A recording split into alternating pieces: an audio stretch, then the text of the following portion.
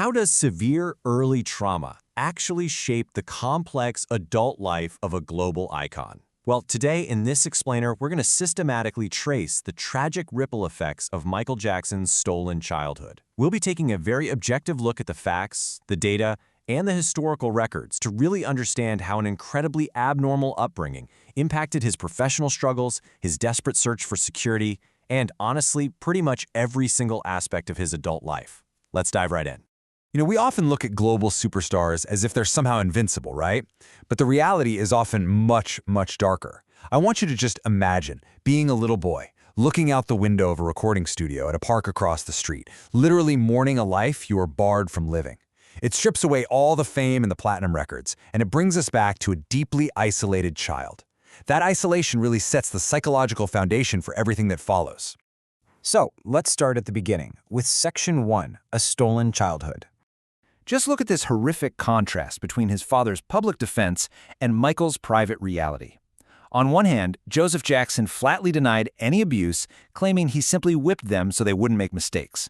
But Michael's first-hand account paints a truly terrifying picture of brutal control, where a missed dance step meant being thrown against a wall as hard as possible or beaten with a belt. Fear wasn't just a punishment, it was established as the absolute baseline of his existence from day one. And it wasn't just the physical fear. There was a complete and utter lack of a normal protected youth.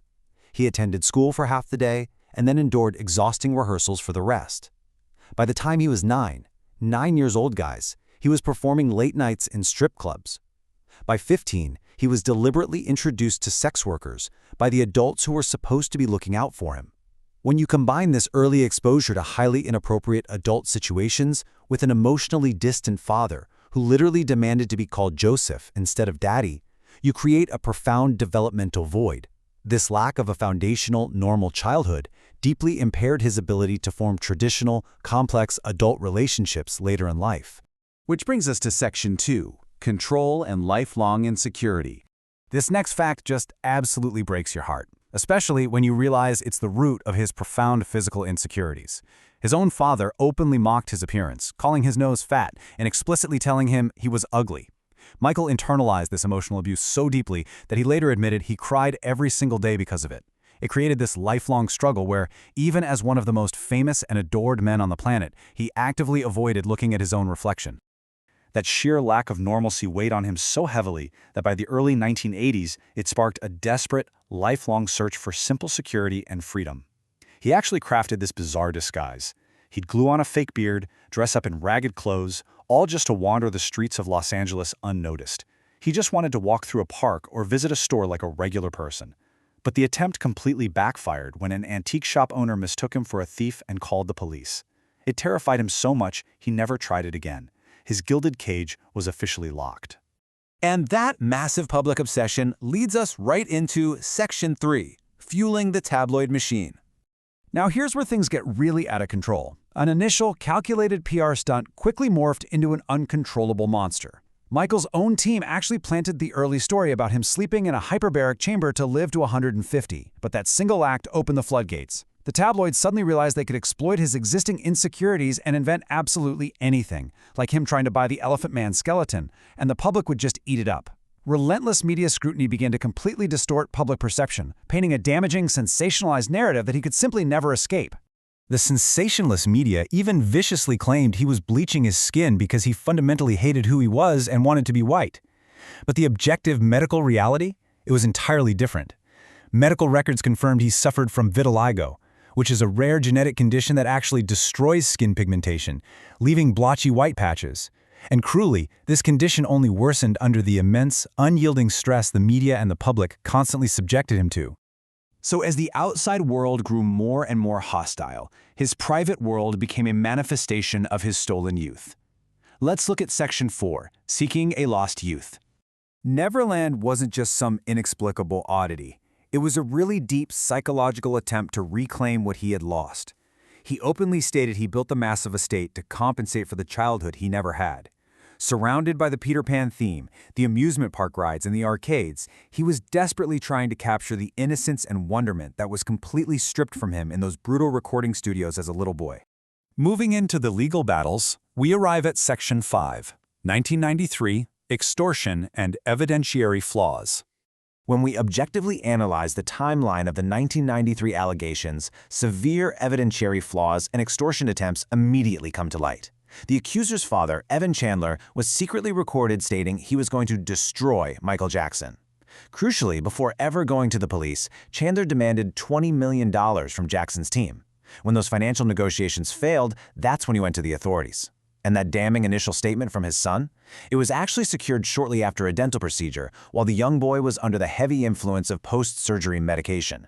$15 million. That was the staggering settlement amount paid to end the civil dispute, a number that heavily damaged Jackson in the court of public opinion.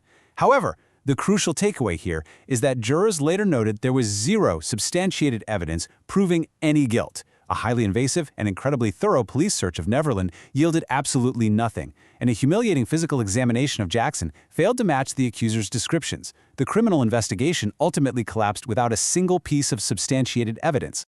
Let's jump ahead a bit to Section 6, 2005, the trial outcomes. During the 2005 trial, we see strikingly similar evidentiary patterns emerging.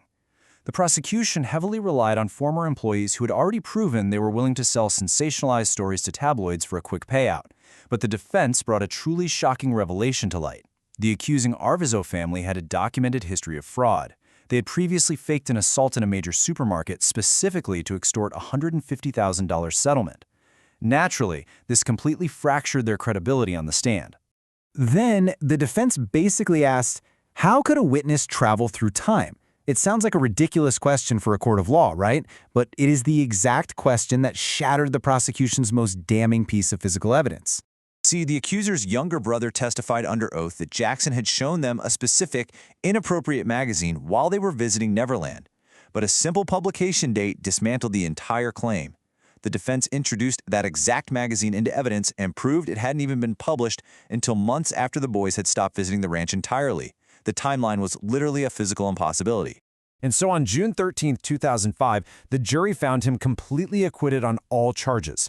But the physical and mental toll it took on him was just immense. The unbearable stress of the allegations, combined with lingering excruciating pain from severe scalp burns he suffered back in a 1984 commercial shoot, led to a tragic dependency on painkillers and heavy sedatives just to achieve a few hours of sleep. It really set a grim stage for his untimely death in 2009. Even after he passed away, the factual record stayed incredibly consistent. When decades of FBI files were finally declassified, they showed that despite extensive, relentless monitoring and intense investigation by federal authorities over the course of his entire adult life, the Bureau never found a single piece of evidence indicating criminal behavior. The objective, forensic conclusion matched the trial verdicts perfectly. So, we have to ask ourselves, can unparalleled global success ever truly heal the deep, destructive wounds of a stolen childhood?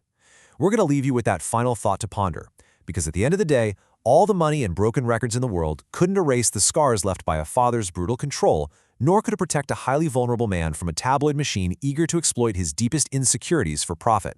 It's just a profound reminder of the lifelong cost of trauma. Thank you so much for joining me for this explainer, and remember to always question what's behind the headlines.